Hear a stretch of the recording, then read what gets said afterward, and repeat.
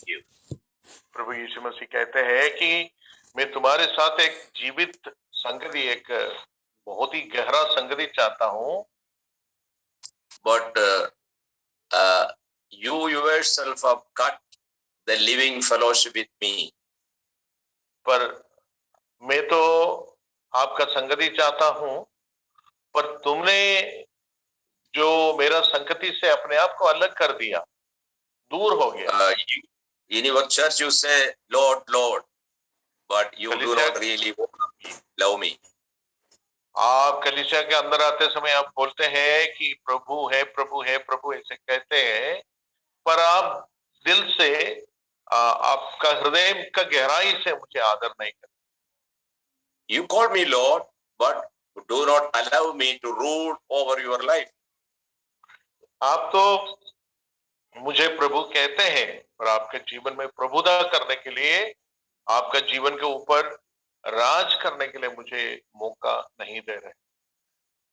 Your family life, your money spending, your church ministry, everything you do as you like, not as considering that I am your Lord.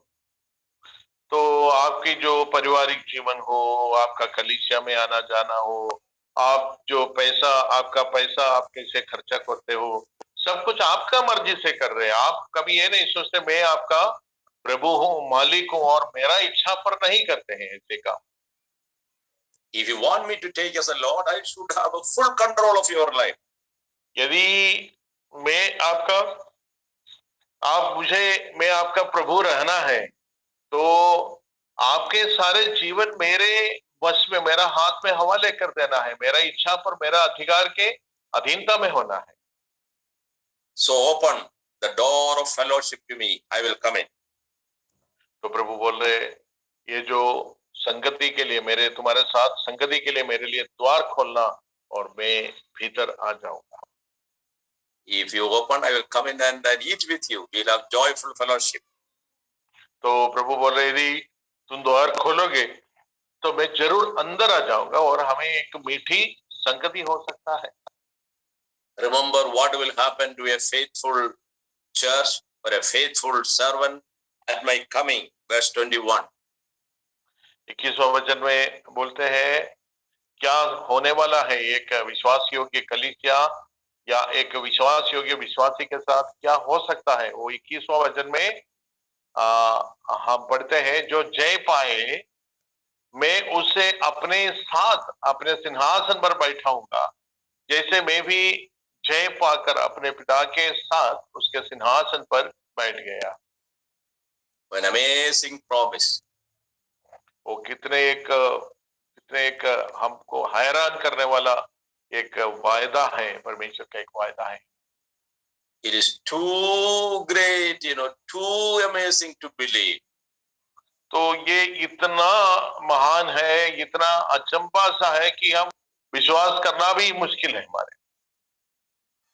With a faithful worker, with a faithful servant, with a faithful child of God who is zealously loving me and loving people, he will be sitting in my throne. तो जो एक धुन के साथ जो मेरा सेवा कर रहा है, मेरे लिए मेहनत कर रहे हैं, मेरा काम कर रहे हैं, तो ऐसे लोगों को मैं कहाँ बिठाऊंगा? मेरे पिता के पास, मेरे पिता के साथ मेरे सिंहासन पे बिठाऊंगा। Oh, when difficulties come, when it's difficult to pull on, when it is very difficult to be faithful to the Lord, remember this. तो जब आपका जीवन में कठिनाइयां आते हैं, जब आपके लिए परमेश्वर के सम्मुख विश्वास योग्य रहना मुश्किल हो जाते हैं, आप ये बात याद रखना। Two important things to remember. दो मुख्य बातें आपको याद करना है। The Lord with all his glory and power is available to us today. तो परमेश्वर अपने सारे महिमा और सामर्थ्य के साथ आज भी हमारे लिए उपलब्ध है। Even if we are called to suffer, we are suffering with the Lord. और यद्यपि हमें दुख उठाना पड़ता, सताव सहन करना पड़ता, तो हम परमेश्वर के प्रभु यीशु मसीह के साथ सताया जा रहा है और हम Then- दुख उठाते हैं, Then raise our eyes to heaven and see, one day I will sit with the Lord in his throne. Along with him I will sit.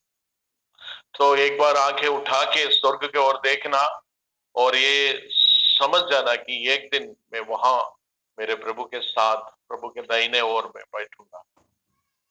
This kind of an offer never came in history from a king or an emperor or a prime minister or the CEO of a company. No. ऐसे एक offer कभी इतिहास में किसी राजा से या किसी leader से, किसी कप्तान से ऐसा एक ऑर्डर, ऐसा एक ऑफर आज तक इतिहास में किसी को नहीं मिला।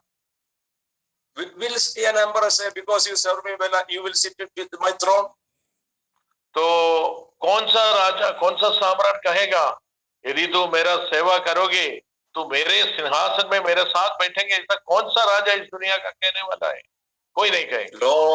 Lord Jesus, how amazing is your love. ओ प्रभु यीशु मसीह, आपका प्रेम कितना अनोखा है।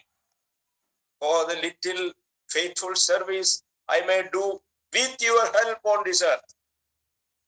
तो जो सेवा, जो विश्वास योग्य रूप से मैं करूं, आपके सामर्थ के द्वारा सब कुछ आप उसके लिए प्रदान करते हैं और उसके द्वारा जो छोटा मोटा सेवा मैं करूं तो आप उसको उसके लिए प्रतिफल देते हैं, इसे इतना ऊंचा प्रतिफल देते हैं। Oh Lord, I thank you. ओ मेरे प्रभु, मैं आपको बहुत धन्यवाद देता हूं। With that thankfulness, let us continue with our work. तो उस मानसिकता के साथ, उस आभारिता के साथ हमें अपना सेवा में आगे बढ़ने के लिए प्रभु हमें सहायता करे। Any doubt to be cleared from this portion?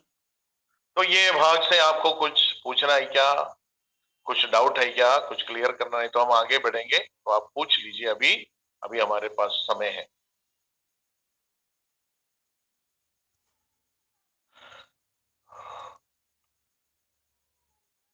Sir, can you repeat 20 verse? 20वां वचन, he is asking, sir, he is asking to repeat verse 20. Okay. देख मैं द्वार पर खड़ा हुआ खटखटा। Okay. This verse is usually quoted in evangelical sermons. तो अधिकतर ये जो वचन जब हम सुसमाचार का संदेश अविश्वासियों को देते समय इस वचन को गलत रूप से इस्तेमाल करते हैं। In one way it is not wrong, because when a sinner commits sins to the Lord comes inside. Nothing wrong to quote these words. I'm not telling it is wrong. Nothing wrong to quote these words when you tell about a sinner to believe in Jesus Christ. हाँ, वैसे देखा जाए तो मैं ये नहीं बोल रहा हूँ ये बहुत बिल्कुल गलत है ये जो वचन अविश्वासी के साथ इस्तेमाल करना, क्योंकि अविश्वासी भी जब प्रभु को ग्रहण करते हैं, प्रभु के लिए अपना हृदय द्वार खोलते तो प्रभु उसके साथ संगति करते हैं।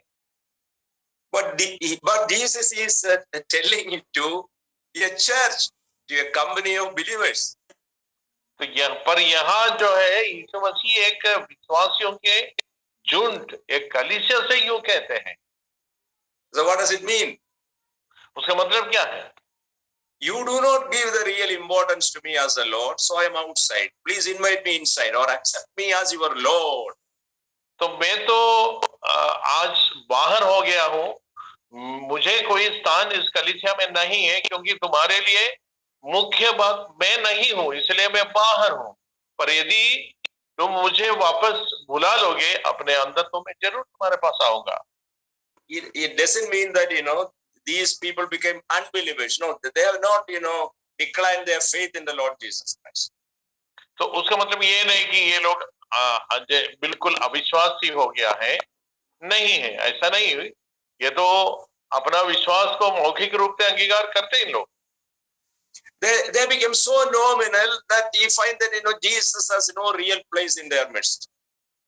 तो ये इतना नामधारी विश्वासी जैसा हो गया कि सचमुच में यीशु मसीह को उनका बीच में कोई स्थान नहीं। it's a picture, it is not literal, it is a picture telling that if you really honor me, confess your sins and give me the right place in your life. तो यहाँ प्रभु बोल रहे हैं, तू मेरे आदर करना है तो तू अपना पापों को अंगीकार कर और वापस मेरे पास लौट कर मन फिराना और मेरे पास लौट कर आना. So the Lord here to the church, when he says this, he is not telling about salvation. He is telling about the real fellowship, the close fellowship he wants with the church. तो यहाँ जब प्रभु कहते हैं ये उद्धार का विषय में नहीं बोल रहा है, ये तो सिर्फ वो टूटा हुआ संगति जो है उस संगति का पुनर्स्थापना, रेस्टोरेशन का बारे में प्रभु बोल रहा है. Yes. ठीक है Mukesh? Is it clear? Mukesh? Yes, sir. Okay. But I say nothing wrong to quote this verse to an unbeliever. Even I have quoted it to unbelievers and found that they accept the Lord Jesus. In my own life, I have seen that. So I really love this verse. It is applicable to an unbeliever. But here the context is he is telling it to the believers. तो हाँ ठीक है, तो मैंने खुद सुना है और मैंने भी इस वचन को इस्तेमाल करते हुए अविश्वासियों को भी विश्वास करने के लिए बुलाया, कभी आमंत्रण देते हैं, दिया भी है और मैंने देखा भी है विश्वासी लोग इस वचन को लेकर विश्वास करते हैं और विश्वास में आ जाते हैं, मैंने देखा है. तो इसलिए उसको ऐसा उपयोग करने में कोई गलती नहीं, पर संदर्भ को बराबर समझना. ये जो वचन का संदर्भ यह है कि इस कलीसिया है, परमेश्वर का कलीसिया जो परमेश्वर को लगभग त्याग दिया, उनका विषय में बोल रहे प्रभु इधर. ठीक है, और कुछ पूछने के लिए है क्या?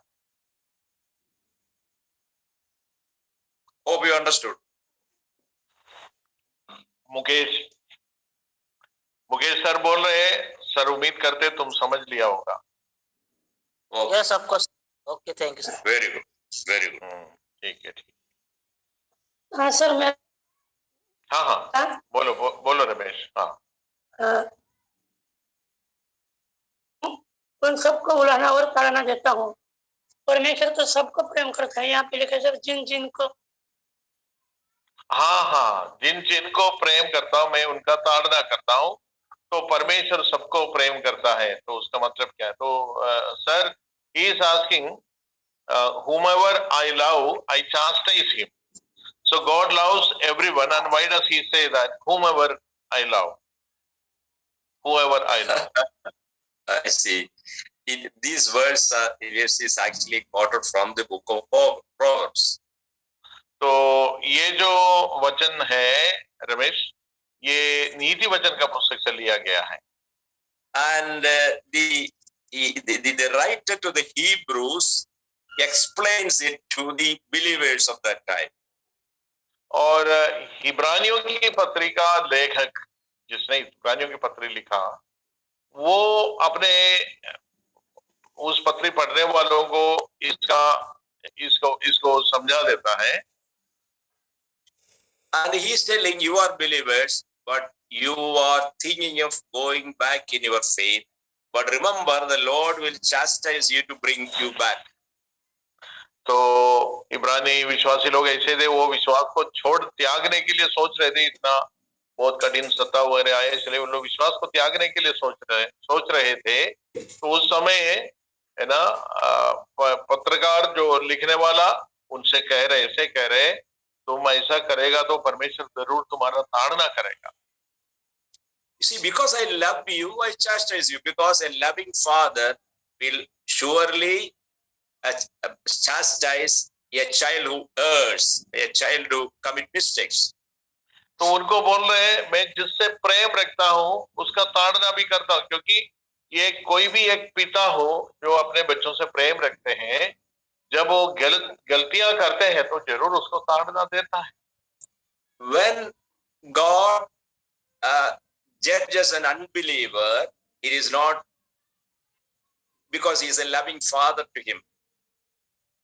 तो जब परमेश्वर एक अविश्वासी को न्याय करते हैं, या सजा देते हैं, वो एक पिता अपने बच्चे को, अपने बेटा को जैसे ताड़ना देते वैसा नहीं है। He does the judgment as a judge of the universe. तो वो जब उसको न्याय करता है तो सारे भूमंडल, सारे ब्रह्मांड का एक न्यायाधीश के रूप में प्रभु उसको न्याय करते हैं। But then when sin is in me, he, the Lord, as a loving father, take the and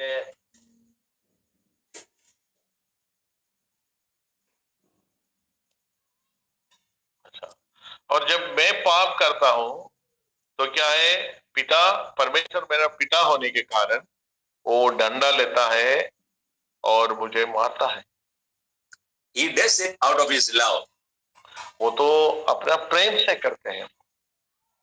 We'll go to, if you want, you can go to Hebrews 12 and read from 5 onwards.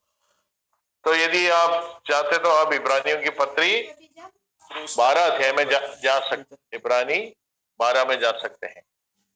Ramesh, इब्रानी 12 में आ जाओ। इब्रानियों की पत्री अध्याय 12 5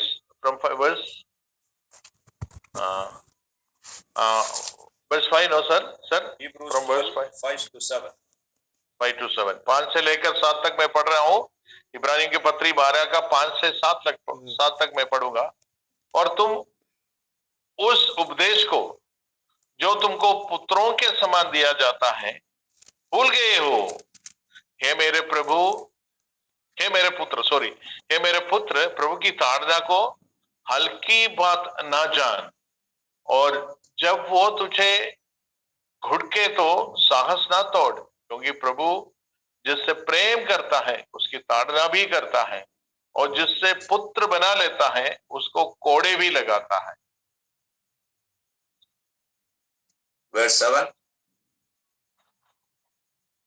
तुम दुख को ताड़ना समझकर सह लो, परमेश्वर तुम्हें पुत्र जानकर तुम्हारे साथ बर्ताव करता है। वो कौन सा पुत्र है जिसकी ताड़ना पिता नहीं करता है? So there is lot of difference between a judge judging the sin of a person and a loving father judging the sin of his own child. आमीन। तो इधर बहुत एक अंतर है जब परमेश्वर विश्वासियों को न्याय करते हैं और हमको, जो विश्वास करने वालों को, एक पिता के जैसे हमें ताड़ना देते हैं। इसमें बहुत अंतर है।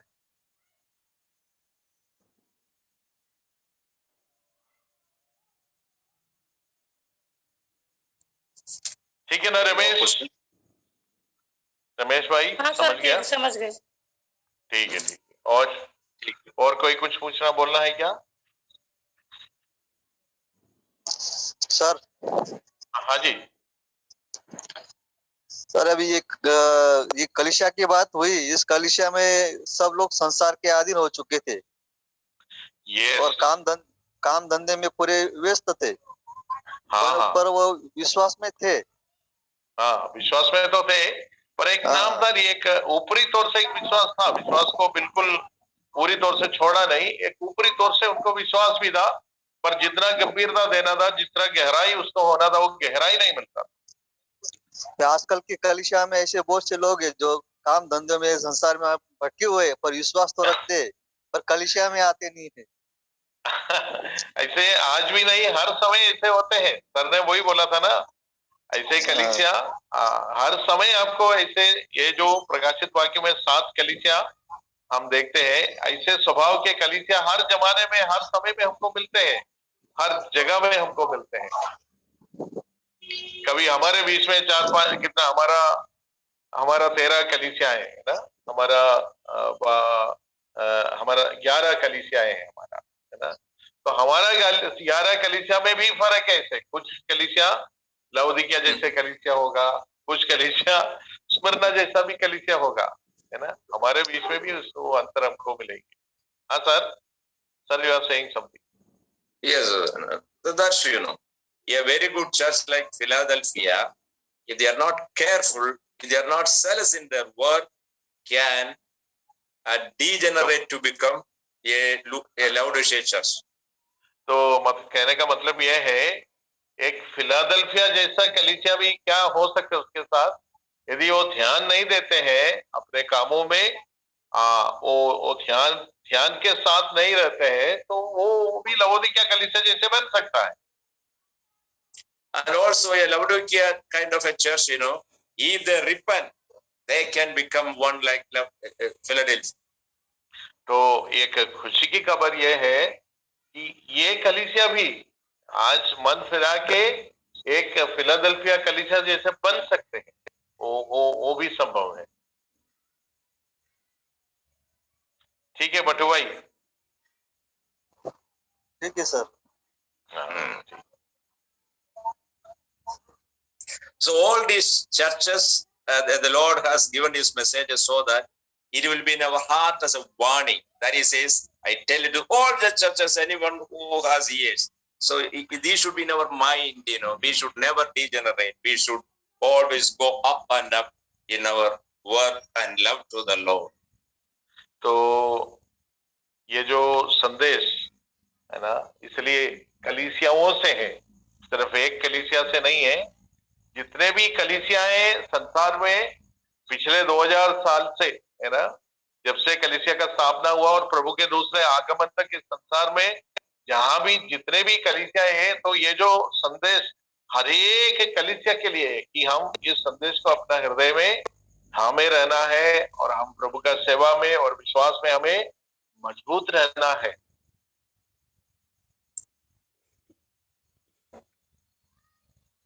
Okay, I think there are 20 minutes more.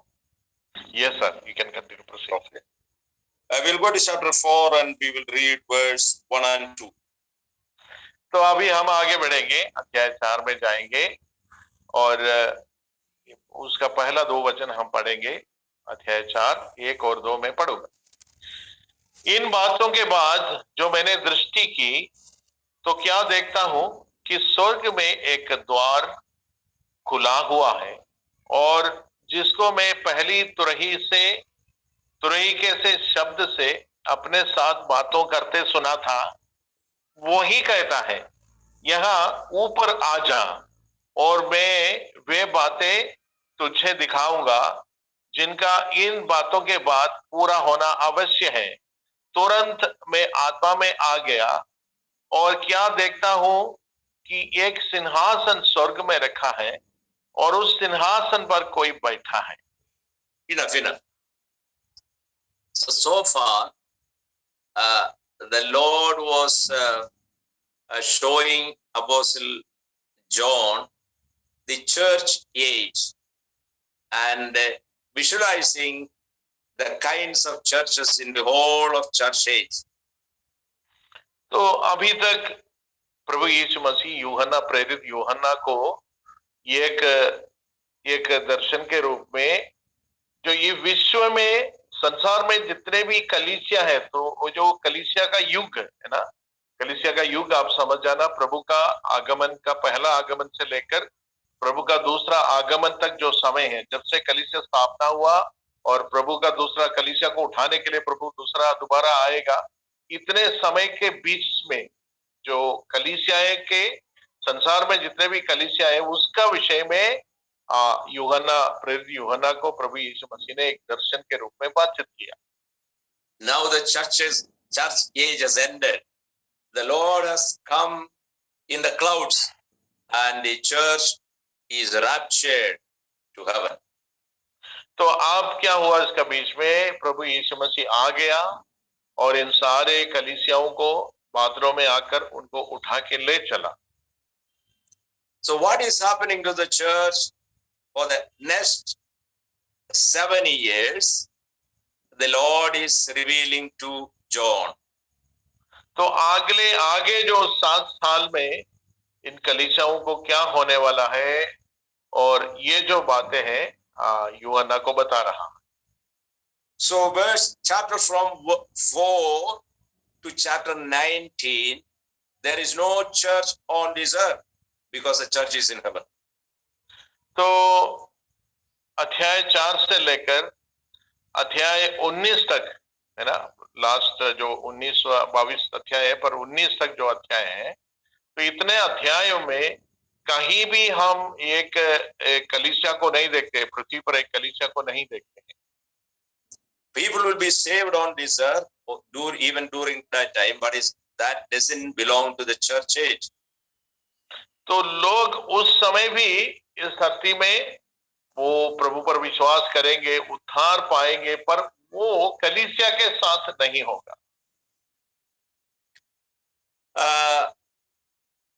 And John is able to visualize what is happening in heaven. और यूहन्ना को स्वर्ग में क्या क्या हो रहा है, ये बात प्रभु यीशु मसीह दिखा रहा है। And occasionally the Lord will allow him to look down to write what is happening on this earth. तो बीच बीच में प्रभु यीशु मसीह यूहन्ना को नीचे इस पृथ्वी में भी देखने के लिए अनुमति देते हैं, और जो कुछ देख रहा है उसको लिखने के लिए भी समय देते हैं। In other words, when you read chapter 4 to 19, यदि मैं दूसरा तरह कहूं तो जब आप अध्याय 4 से लेकर अध्याय 19 तक पढ़ोगे, certain things are described that are happening in heaven.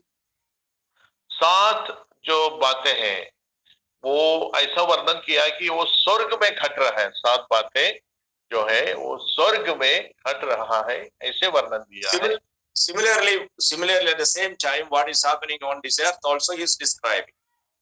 और उसी समय इस धरती में भी घटने वाला 7 बातों का चर्चा किया गया है।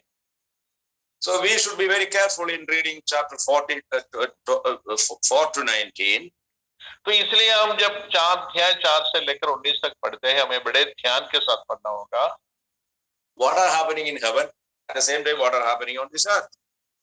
तो स्वर्ग में क्या क्या घट रहा है, क्या क्या हो रहा है, और पृथ्वी पर क्या क्या घट रहा है, ये हम दोनों हमको ध्यान सोच समझकर हम उसको समझ रहा है।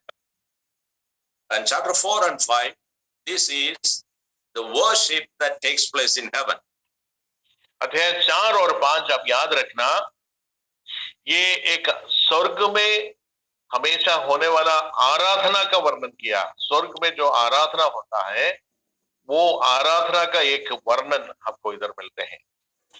And who are the participants in the worship?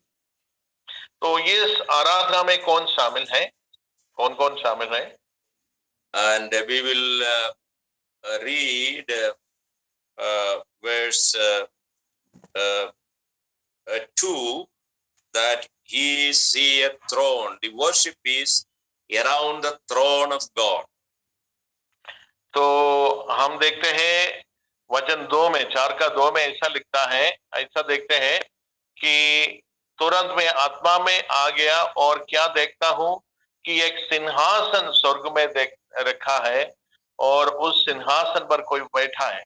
तो आराधना का शुरुआत में यूहन्ना दर्शन में देखता है एक सिंहासन स्वर्ग में है और उस सिंहासन पर कोई बैठा है, यानी पिता परमेश्वर वहां बैठा है। In worship, we have to remember that it is not the people who are important. It is not the music that we sing is important. It is not the church building that is important. The important thing is God who sits on the throne. तो आराधना में मुख्य बात कोई pastor नहीं है, कोई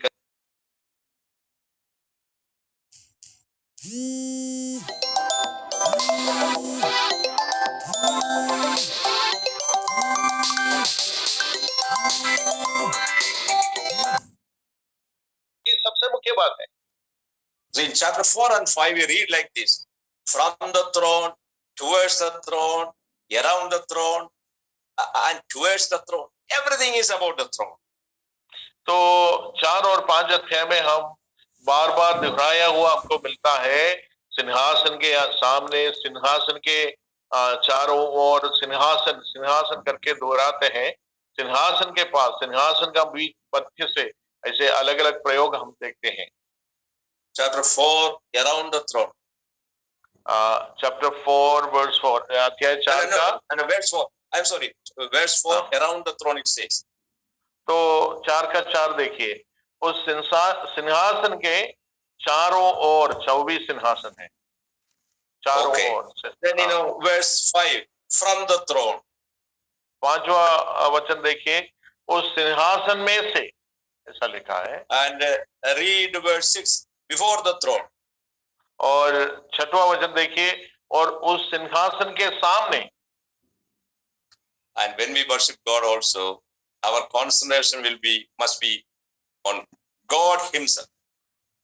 तो जब हम परमेश्वर की आराधना करते हैं तो हमें परमेश्वर पर पूरे ध्यान देना चाहिए। And in the worship of heaven, who are the participants? और वहां कौन भागीदारी है? इस आराधना में, स्वर्ग में जो आराधना होता है, इस आराधना में कौन कौन भाग लेते हैं? In verse 4 of chapter 4, we see 24 elders. तो 4 का 4 में हम देखते हैं उस सिंहासन के चारों ओर 24 सिंहासन है, और इन सिंहासनों में पर 24 प्राचीन श्वेत वस्त्र पहने हुए बैठे हैं। तो यहाँ सबसे पहले हम देखते हैं 24 प्राचीनों को देखते हैं जो आराधना में शामिल हो रहे हैं। And they represent the raptured and glorified church. तो ये जो 24 प्राचीन जो है वो क्या है? वो कलीसिया को जो स्वर्ग में उठा लिया गया था, उस कलीसिया को दर्शाते हैं। And we read in chapter 3, 21 that the Lord will allow them to sit along the throne, so they are offered thrones before God. तो हम तीसरा अध्याय 21 में लवोदिकिया कलीसिया के बारे में ऐसा हमने पढ़ा था, जो जय पाएगा वो परमेश्वर के मेरे सिंहासन में मैं उनको बिठाऊंगा। तो इधर हम 24 सिंहासन देखते हैं परमेश्वर के सिंहासन के पास। And then in verse 6 of chapter 4, we read about 4 living creatures full of eyes in front and behind. और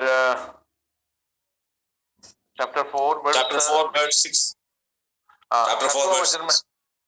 हाँ, तो हम देखेंगे अध्याय 4 का 6 में, और सिंहासन के सामने मानो बिल्लोर के समान कांच का सा समुद्र है, और सिंहासन के बीच में और सिंहासन के चारों ओर 4 प्राणी हैं, जिनके आगे पीछे आंखें ही आंखें हैं।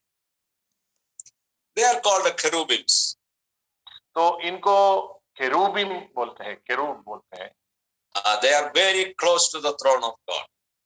तो ये तो परमेश्वर के सिंहासन के बहुत ही निकट रहते हैं। Then we have the other angels, which are called the seraphims. You must have read about in Isaiah chapter 6. और फिर हम दूसरा सेराफिम नाम से दूसरे स्वर्गदूतों के बारे में भी यशायाह नबी का पुस्तक अध्याय 6 में हम पढ़ते हैं। And then still around the thousands and thousands of angels. और फिर उसके बाद हजारों स्वर्गदूतों को हम देखते हैं। Chapter 5 verse 11. 5 का 11 भी हम पढ़ेंगे। अध्याय 5 का 11 में देखिए, जब मैंने देखा तो सिंहासन के और उन